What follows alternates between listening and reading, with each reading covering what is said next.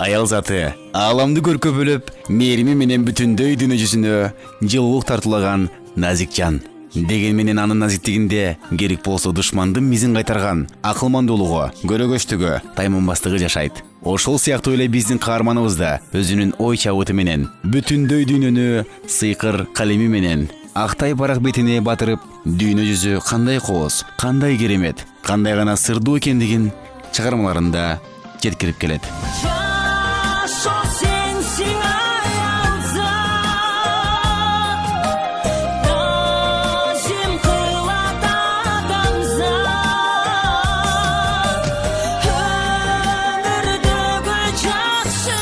Алтын калем сыйлыктарынын лауреаты, профессионал журналист номинациясынын ээси, ошондой эле жасаган үзүлүү эмгеги үчүн бир топ жогорку наамдагы ардак грамоталардын ээси Ризван Исмаилова.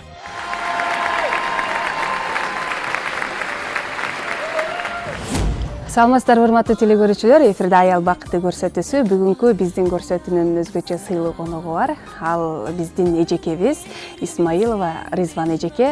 Көптөгөн баалуу сыйлыктардын, жогорку сыйлыктардын ээси, ошондой эле 40тан ашык илимий усулдук макалалардын автору, анан бир топ өзгөчө чыгармалардын, өзгөчө китептердин автору. Эжеке бүгүн бизде өзүнүн эң бир сонун өмүр жолу, өмүр таржымалы тууралуу эң бир сонун маек куруп бермекчи. Биз менен бирге болуңуздар. Эми эжеке биздин аял бакыты көрсөтүүсүнө өзүңүздүн макулдооңузду берип, келип маек куруп бергенге макул бергениңиз үчүн чоң рахмат. Саламатсызбы, куш келипсиз. Эжеке азыр суроону алгач эле ушул колумда турган Сыясы кургай элек кучагын ачпаган өлкө деген китебиңиз тууралуу сүйлөшөлүчү. Бул китеп аты эле өзгөчө экен. Сиздин деги эле баардык китептериңиздин аттары башкача коюлат. Ал бул китепте эмне жөнүндө сөз кыласыз? Кайсы мамлекеттик тарых, таржымалы өзгөчө сырлары жөнүндө сөз болот? Кучагын ачпаган өлкө деп койгондо абдан элдин дээрлик көпчүлүгү сурагандар эле. Эмне үчүн антип атадыңыз? Эмнеге андай атоо сизге шарт эле? Бул кайсы мамлекет эле деп сурап калышат да. Анан чындыгында эми азыр биздин мезгилге, азыр өзүбүздүн Кыргызстанга салыштырып караганда, ушундай мен дүйнөнүн 8 мамлекетинде болдум. Анан дайыма менде барганда ошол көнүп тагап турмун, анализдейм да, баардык нерсесин салыштыра берем. Эгер бизде мындай болсо кандай болот, андай болсо дегендей. Ошол же кесибиме байланыштуу журналист баардык нерсени байкаганга, аңлаганга, анан баа бергенге, анан өзүнчө анализдегенге абдан куштар кишилер болушат эмеспи? Анан бизде могу келгенде кандай коноктор келбесин, башка мамлекеттерден келеби, же туристтер болобу, же көрүнүктүү адамдар болобу, ким болбосун, жөнөкөй эле жеке кишилерге келгенде деле мындай биз өзүбүздүн калпагыбызды башына кийгизип, анан чепкендерибизди жаап, кучагыбызды ачып тосуп алабыз да. Анан бунун жакшы жактары деле бар. Мен буга каршы деле эмесмин, бирок ойлонто турган жактары деле бар да. Маселен, азыр бүткүл дүйнө жүзүндө ушундай бир ааламдаштыруу процесси жүрүп атпайбы? Ааламдашып атат. Азыр Кыргыздын буту жекпеген жер калган жок. Анан барганда ушундай таң каласың да, ар бир мамлекет эч убакта өзүнүн мээнин кое бербейт да. Маселен, Голландияга барсаң деле, Италияга, Германияга барсаң деле, эгер ошол жерде жашап иштеп кала турган болсоң, ошол элдин тилин билишиң керек да. Ошол элдин тилинде дил маекти жакшы жазышың керек. Анан кийин тиги ошолордун мыйзамдарын сыйлап, аткарып жашашың керек да. Бизде болсо эми мына кошуналаш мамлекеттерден мынау биз ушундай Кытай мамлекетинен келген жарандарга кандай кылып мамиле кылып атабыз да. Аларга түзүп берген шарттарыбыз, ушуларды ойлоп, анан көрүнгөнгө кучагын ача бербеген, анан тымпыйып өзүнүн ички мыйзамдары менен эсептеткен, өзүнүн тиги тартип, адеп, ахлактык барганыңда эле ошолор менен ошолордун мыйзамына баш ийип, ошолордун тиги эрежелерин, талабын колдоп жашаганга аргасыз кылган мамлекет жөнүндө жазгам да. Ошон үчүн Мына ушунда турат тең темасы. Азыр эми интеграцияда эч ким баарын эле тиги кучагын ачпай кое албаган эч нерсе жок. Бирок айрым маселелерде, мондай саясий маселелерден башка маселелерде, социалдык маселелерде, тиги башка маданий маселелерде деле мындай өзүң менен эсептешип, анан сенин деңгээлиңе карап, анан сен кандай өзүңдү тааныта аласың, ошого карап мамиле кылгандар мамлекеттер көп. Мен ушулдан улам кучагын ачпаган өлкө деп атадым. Сиз мына көптөгөн өлкөлөргө барып, ал жактан тарых таржымалын, өзгөчө бир жерлерин көрүп, анын таасиринен улам мына тип китептерди жаратып келесиз да. Анан ушундай бир өлкөлөрдү кыдырып жүргөн бүгүнкү күндөгү Ризван эжеке кичинекей кезиндеги ушундай кыялдары бар беле? Албетте ал жок болчу. Эми кийин журналист болуп иштеп жүрүп, анан кийин баргандан кийин эле ошол дайым жана эле айтпадымбы, салыштырганга неме болуп каласың да, көнүп каласың. Анан эми менин бала кезим айылда эле өттү. Азыр ойлосом биз Союз кезинде биздей мээнеткеч, анан биздей ушундай социализмдин уранына берилген адамдар өтө ошол маалда ошондой эле болчу да. Ошондой эмгек менен эле өстүк да. Анан азыр мен абдан неме кылам, балалыгымды эстесем, көрсө адамдын балалыгында көп нерсе бериш керек экен. Бул ата эненин милдетине да кирет да. Ата эне өзүндө болгон нерселерден башка дагы дүйнө таанытыш керек экен. Анын баланын шык жөндөмүн ачыш керек экен. Анан балага дайыма туура жол көрсөткөнгө анын ошол фантазиясын өстүрүп, жан дүйнөсүн байытканга аракет кылыш керек экен да. Эми тилекке каршы бизде андай балалык болгон жок. Коммунизмге жетебиз деген системада ошол доордо өстүк.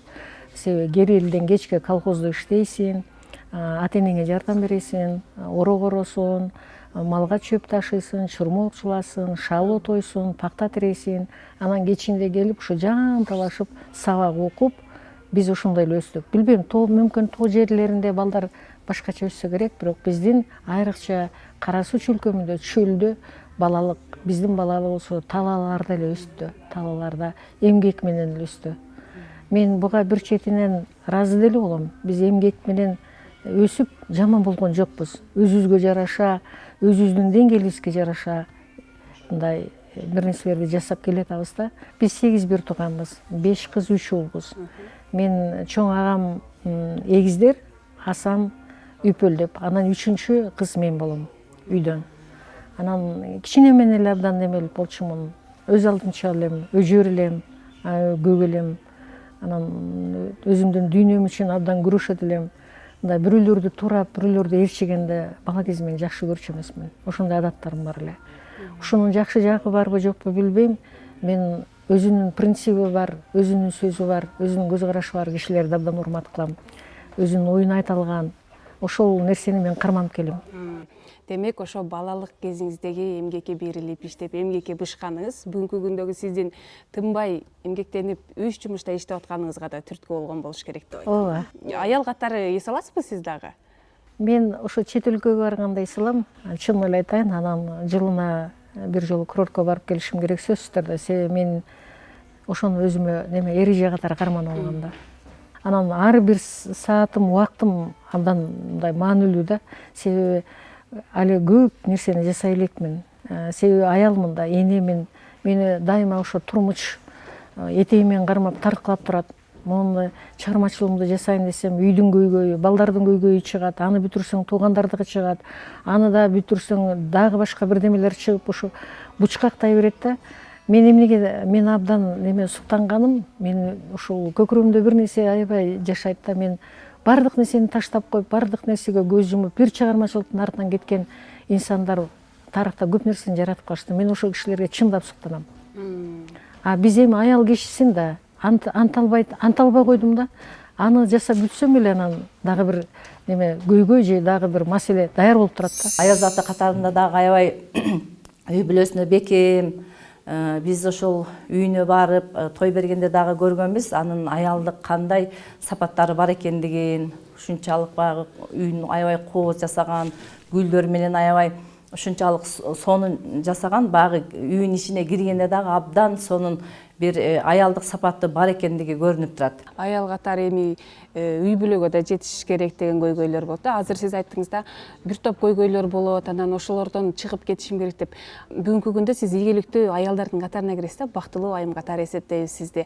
Ушул деңгээлге жетиш үчүн ошол көйгөйлөрдү кантип жеңип чыгып кетесиз? Сизде кандай сапаттар болуш керек? Ошол учурда ким жардам берет сизге? мен бала кезде кыйла тартынчаак болчумун. Анан журналистика мени көп нерсеге тарбиялады. Журналистика мындай ойду ачык айтканга, анан позитивдүү болгонго, анан адамдарга да кайсы жерге барып өзү жашоо аябай кызык да. Эгерде адам кааласа, адамда каалоо болсо баардык нерсени жасаса болот да. Эми ар кандай тоскоолдуктар болот, бирок баардыгын жеңгенге неме кылыш керек, аракет кылыш керек. Ал тоскоолдук бир гана эмгек, сабыр, анан кийин кайрат менен жеңилет да. Эгерде бири мондай адам, мен көп адамдарда сүйлөшкөндө неме кылып калам да, жок болбойт, бул колуман келбейт экен, мунун артында мага пайда жок. Жок, ошол пайдасыз нерсенин дагы, анан адамга өтө көп түйшүгө алып келген нерсенин артында да сөзсүз түрдө ошол адамга жеке сабак бере турган маселелер болот да. Маселен, мен бала кезден аябай кыялданчумун, юрист болом деп. Мен сот болгум келчү. Бала кезде мен акыйкатсыздык абдан ичимен күрөшөт элем. Бирок ал маалда аябай кыйын эле сот болушчу. Ал маалда чындап эле юрфакка тапшырыш деле аябай кыйын болчу. Эми азыр өзүм ошол эртең адвокат боло турган, эртең юрист боло турган, эртең сот тармагында иштей турган студенттерди окутам да. Анан мен ошону айта берем да. Ошол баардык нерсе бул адамдын жеке факторлоруна, адамдын немесине абдан баалык болот. Ошо. Эжеге сиз баягы чет өлкөлөргө чыкканда биздин өлкө менен чет өлкөнү баягы салыштыра эткенсиз. Көптөгөн маданиятын, алардын жүрүш туруштарын баардыгын салыштырып келеткенсиз. Ал эми кыргыз айымдары менен кыргыз аялдары менен ошол сиз барып келген өлкөдөгү айымдардын айырмачылыктары кандай? Алардын айырмачылыгы аябай чоң. Абдан айырмачылыгы чоң. Маселен, жанагы эгерде бизде айтат да, үйдө аял кылыш керек, бул аялдын иши бар, аялдын милдетине дейт. Аларда андай эмес. Күйөөсү дагы аял деле аларда милдет бөлүштүрбөйт. Ким туура келсе ошол жасап кете берет. Анан аялдар көбүрөөк эркектерге тең тайлашып, жанагы аялдардын немеси абдан эмансипациясы абдан жогору, өнүгүп кеткен. Алар өздөрүнүн мондай бийлик структурасында, башка жактарда да аялдардын саны каралат, биздегидей эмес. Бизде баары бир, биз мусулмандарда өзүнүн көз караштары болгон үчүн аялдарды экинчи планга карашат да, мына бийликке келгенде, мондай кызматтарга келгендечи. Эркектердин тилектештиги аялдардыкына караганда абдан күчтүү. Мындай кызматта бири-бирин жетелеп, бири-бирин тартып, эми Кыргызстанда көп эле ошондой болуп калбы, тааныш билиш, жанагы жең учунан мамилелер көп роль ойноп калбадыбы? Андай эмес. Аябай күчтүү аялдар чыккан. Германиянын канцлерин алайлы, Ангела Меркель. Жөп-жөнөкөй 3 кабат үйдө жашайт, 3-үчүнчү кабатта, 3 бөлмөлүү. Анын биздегидей деле заңгыраган сепилдери деле жок. Элдин турмушу кандай? Эмне үчүн бүт мусулман мамлекеттеринен келген жана качкындарды ошол биринчи жолу алды? Немелер айтышыптыр да, теги партиялаштар, башка партиядагылар, биз жалаң христиандарды, католиктерди алабыз деп. Жок, мусулмандарды да алышыбыз керек. Алар да адамдай, бизде бөлүнгөнгө болбойт деп.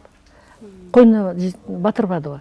Мына ушул планда мына аялдарга берилген немелер. Аялдар акыл эс жагынан деле, башка интеллекти жагынан деле, кудурет жагынан деле эркектер менен тең тайлашып, ал эмес айрым маселелерди алардан үйдө турушат. Келиңиз, эми сиздин чыгармачылыгыңызды артка калтыра туралы дагы үй бүлөңүз, жеке жашооңуз тууралуу сөз кылайсызчы. Жолдошуңуз менен кантип табышып калгансыз? Сиз мындай бир оор, түйшүктүү кесиптин ээси, журналистикада иштеш оңой иш эмес. Ар бир сапарга чыгуу керек болуп калат.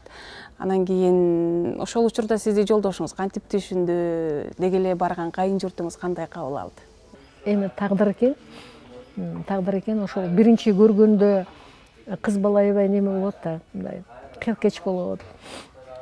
Анан өзүнүн жан дүйнөсүндө бирөө жашайт. Мен аны аябай жакшы түшүнөм.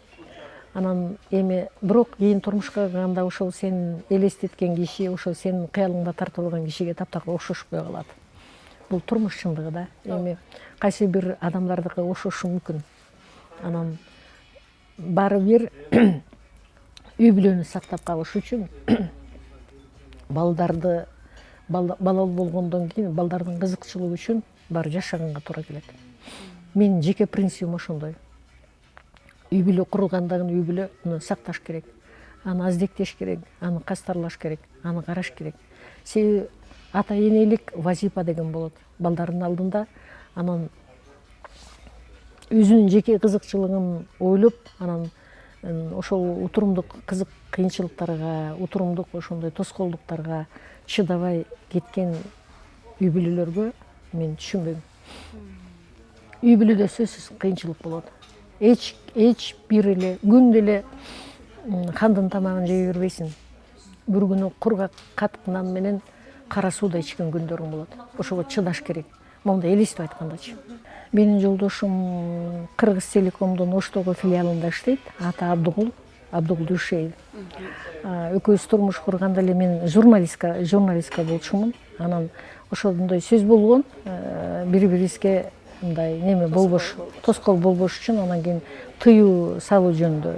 Ал маалда бир аз көз караштар башкача болчу, кайын журттун көз карашы башкача болчу, туугандардын көз карашы, кошуналардын көз караштары башкача болчу. Эми азыр көнүп калбадыбы? Мурда тиги артисттерге көз караштар кандай болгон, азыр кандай болуп калды деген сыяктуу да. Үй бүлөдө Кудайга шүгүр эле 3 балам бар. 2 уул, 1 кызым. Кызым быйыл Германиядан окуу жайын бүттү, Вуперталы университетин бүттү. Чоң уулум Элмурат Дүйшеев, ал немеде иштейт, Бишкекте иштейт. Бишкекте турушат бала чакасы менен. Кичине уулум Кенжем Элжар, ал офицер, лейтенант, ушул биздин аскер бөлүктөрдүн бирөөсүндө взводдун командиры болуп иштейт. Азыр эми ден соолугуна байланыштуу Бишкекте. 2 неберем бар. Жазуучу катары айтыңызчы эжеке, аялдык бакыт деген кандай болот? Сиз кантип көркөмдөп айтат элеңиз? Негизи бакыт деген сиз үчүн эмне? Сиз бактылуусузбу? Аялдык бакыт ар кандай айтылат да. Маселен, кээ биркилер жакшы көйнөк кийгенде бакыт дейт. Жакшы кишилер менен басып туруп койсо да мен бактылуумун дейт. Жок. Бакыт бул көз ирмемдер эле. Бакытты кармап калыш, бактылуу болуп жүрүш бул адамдын өзүнөн. Табият менен деле бактылуу болсоң болот. Эшикке чыгып жамгыр жаап атат, же алма өрүк гүлдөп турат. Ушунун өзүн сезип жүрөгүңө сиңиргенден өзү бакыт. Балдарың сен айткандай болбой, сага тескери иш жасап, бирок жыйынтыгында өзүнүн максатына жетсе, ошону түшүнө алсаң, бул да бакыт. Кээ биркилер жанагы артисттер, чыгармачыл кишилер, айрыкча сахнанын кишилери, анан момундай жылдыздар бакыт жөнүндө айта неме кылышат го, өтө кооз сүйлөшөт го. Ушунун өзү туура эмес. Бакыт бул адам өзүнүн жүрөгү менен туюп, жүрөгү менен сезе ала турган өтө бир назик нерсе. Ушундай бактылуумун деп мен үйүм бар, машинам бар, жакшы кызматым бар деп туруп, бири-бирине атаңдашыпкан аябай мансапкорлор отурганда, ошол немени бычактын кырында отургансып отуруп мамиле кылган үй бүлөлөр, ошондой немелер бар, катмарлар бар. Сыртынан бактылуу, бирок ичинен бакыттын дамын татканга кудурети жетпеген, сезе албаган, бакыттын дамын эмне экенин туйбаган адамдар бар. Сиз бактылуусузбу? Мен эч убакта ушул сөздү айта албайм. Эмне үчүн дегенде билбейм. Менин бактылуу мүнөттөрүм аябай көп. Эртең менен туруп көнүгүү жасайм, гүлдөрүмдү сугарам, гүл багам. Бул мен үчүн бакыт. Рахмат эжеке, аябай муюп уктум мен. Биздин көрөрмандарга дагы абдан маек жактуу болуш керек. Дагы чакырганда конок катары келип бериңиз. Рахмат чакырганыңар үчүн. Ишиңерге ийгилик каалайм. Дайыма ошол ой максаттарыңар орундалып жүрсүн. Сизге дагы жалпы биздин чыгармачылык топ терең ыраазычылык билдиребиз. Ал эми урматтуу көрөрмандар, биз болсо кезектеги маегибизди, кезектеги көрсөтүүбүздү жыйынтыктайбыз. Келерки чыгарылыштан амандашканча саламатта калыңыздар.